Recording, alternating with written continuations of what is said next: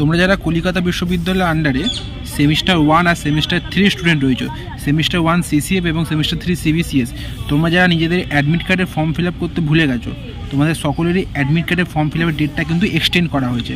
অর্থাৎ আজকে থেকে আবার নতুন করে অ্যাডমিট কার্ডে এনরোলমেন্ট করার সুযোগ ইউনিভার্সিটি তোমাদের দিল সেমিস্টার 1 সিসিএফদের এবং সেমিস্টার 3 সিবিসিএসদের।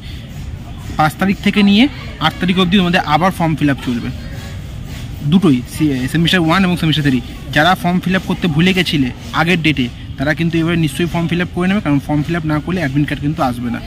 সেমিস্টার 1 সিসিএফদের 5 তারিখ থেকে 8 তারিখ অবধি ফর্ম ফিল আপ চলবে। সেমিস্টার 3 সিবিসি যারা সাপ্লিমেন্টারি পরীক্ষা দেবে, তাদের 5 তারিখ থেকে 8 তারিখ দুজনের একই ডেট দেওয়া হয়েছে। তাই যারা ফর্ম, আমি আবারও বলছি, এটা কিন্তু লাস্ট ডেট, এরপরে ইউনিভার্সিটি আর কোনোবারই তোমার দেবে না। অর্থাৎ যদি ফর্ম ফিল আপ না করো 1 বছর লস হয়ে যাবে। তাই ফর্ম ফিল আপ সত্তর করে নাও সেমিস্টার 1 এবং সেমিস্টার যারা ফর্ম ফিল আপ করোনি। এবং পেমেন্টটা তোমরা কিন্তু করে দিও 10 তারিখের মধ্যে। 5 তারিখ থেকে 8 তারিখের এনরোলমেন্ট ফর্মটা ভরে তোমরা কিন্তু পেমেন্ট করে দিও। এই ফর্মটা না ফিল আপ করলে কিন্তু অ্যাডমিট কার্ড আসবে না। সো অ্যাডমিট কার্ড পাওয়ার জন্য এবং পরীক্ষা দেওয়ার জন্য কিন্তু এই ফর্মটা ফিল আপ করে এখনই জমা দিয়ে দাও। তোমাদের সকলে নতুন নতুন ডেটস চলে এসছে।